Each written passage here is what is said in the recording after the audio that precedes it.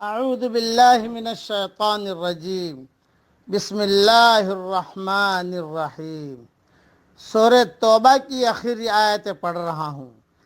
لقد جاءکم رسول من انفسکم عزیز علیہ ما عنتم حریص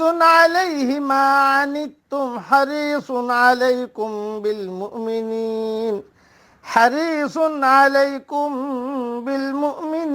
رؤوف الرحیم۔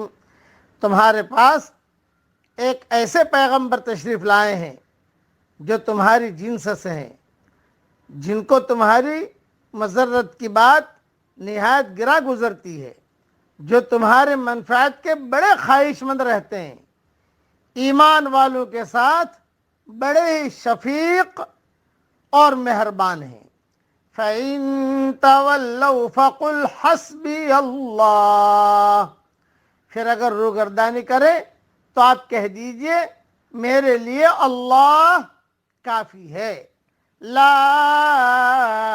الہ الا ہو، اس کے سوا کوئی معبود نہیں۔ علیہ توکلت وہو رب العرش العظیم، میں نے اسی پر بھروسہ کیا اور وہ بڑے عرش کا مالک ہے۔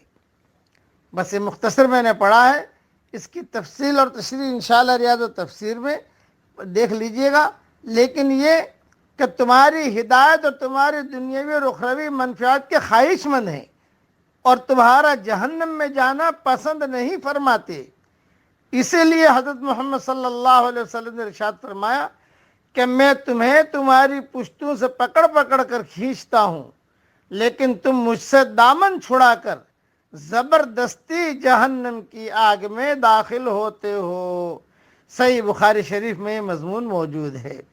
حضرت ابو الدرداء رضی اللہ تعالیٰ عنہ فرماتے ہیں کہ جو شخص یہ آیت حسبی اللہ لا الہ الا ہو علیہ توکلت وہو رب العرش العظیم، جو شخص یہ آیت صبح شام 7 مرتبہ پڑھ لے گا، اللہ تعالیٰ اس کے ہموم فکر و مشکلات کو کافی ہو جائے گا۔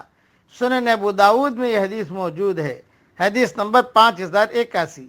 اور میں نے میری کتاب مومن کے ہتھیار میں صبح شام کے دعاؤں میں بھی یہ حدیث نقل کی ہے، لیکن ایک جملہ مزید بڑھا دیا ہے، چاہے سچے دل سے پڑھے چاہے جھوٹے دل سے پڑھے تو بھی اللہ تعالیٰ اس کے پریشانیوں کو دور کرے گا۔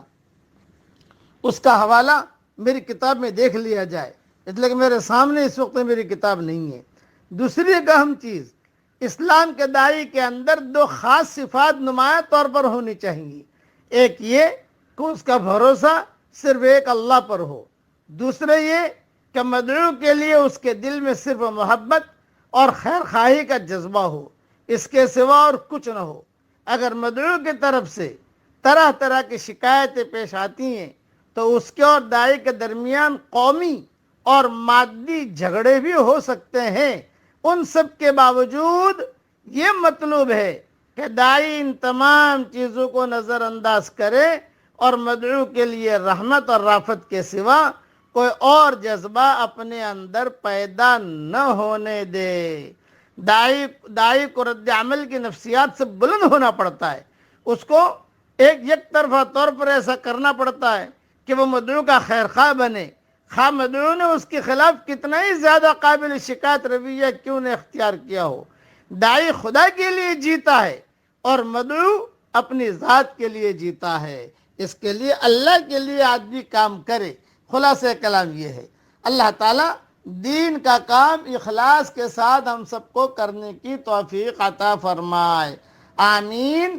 وآخر دعوانا ان الحمدللہ رب العالمین۔